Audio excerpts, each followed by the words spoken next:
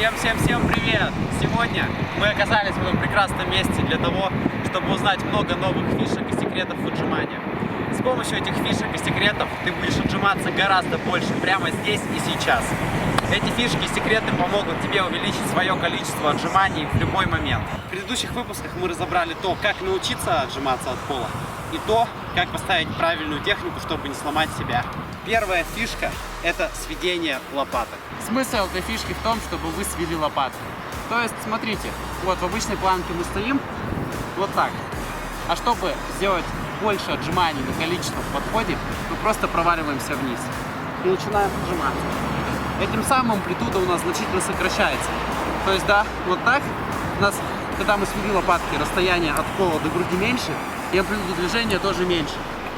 А когда мы, наоборот, напрягаем грудь и встаем в правильную планку, таким образом, то амплитуда увеличивается, и, соответственно, у нас получится сделать меньше повторений. Этот читинг практически незаметен, особенно если вы в футболке.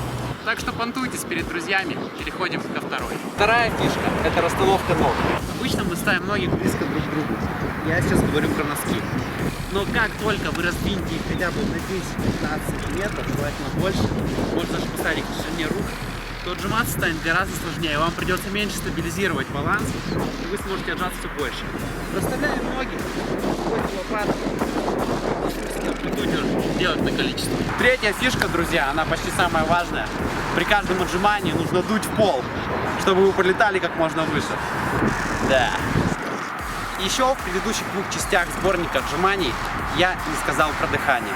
Правильная техника дыхания состоит в том, чтобы вы и правда, когда поднимались вверх, выдыхали воздух из себя, а на спуске вниз чуть-чуть его вдыхали. Не нужно полностью наполнять легкие, просто делайте небольшой вдох, на такой вдох, насколько вам хватает времени во время спуска.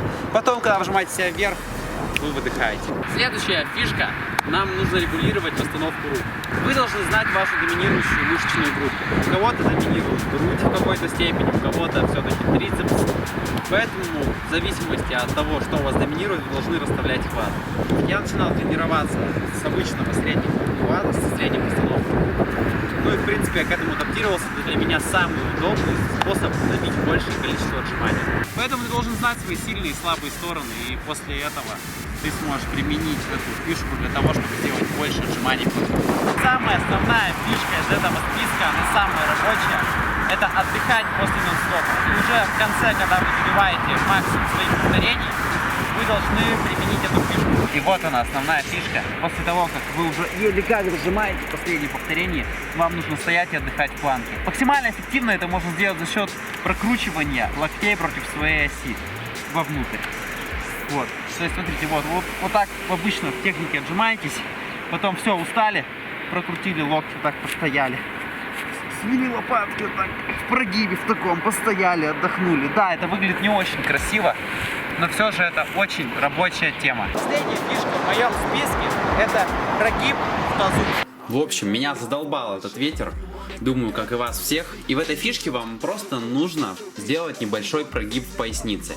То есть из правильной планки выйти в более низкую. Таким образом нам придется включать меньше групп мышц, и отжиматься будет опять же легче. Плюс чуть-чуть сократится амплитуда. Ну, это тоже совсем незаметно, но это рабочая схема, рабочая фишечка. И обязательно досмотри видео до конца, потому что в конце будет очень красивая картина. Но это делать можно очень-очень редко. На тренировках не применяйте такую фишку. Тут снова полный кобздец с ветром. И я говорю о том, чтобы вы не забывали использовать эту фишку с прогибом локтей. Все, закончили делать нон-стоп, уже дожимаем последние повторения небольшими сериями, там по 2, по 3, по 4, по 5. И между этих серий вы должны прокручивать локти вокруг своей оси вовнутрь. Этой фишкой мы частично убираем нагрузку с мышц. Таким образом ты сможешь сделать гораздо больше отжиманий, чем умеешь на данный момент. Спасибо тебе за просмотр. Это была третья часть из моего сборника отжиманий. Впереди еще много очень полезной информации. Но с помощью этого выпуска ты теперь можешь отжиматься гораздо больше, поддаваться перед друзьями, выигрывать в челленджах. И с помощью этих фишек, секретов ты правда можешь увеличить свои отжимания в подходе прямо сейчас. В следующих выпусках будет очень много полезной информации. Подписывайся на канал, ставь лайк и следи за информацией, потому что ее будет очень-очень много, и она будет очень-очень полезной. Всем пока! 3 years of my life I committed to the growth. Soldier boy, tell 'em #1 ringtone. I'm the reason people texting cause they blowing up your phone. I don't think I do it good, no, I think I do it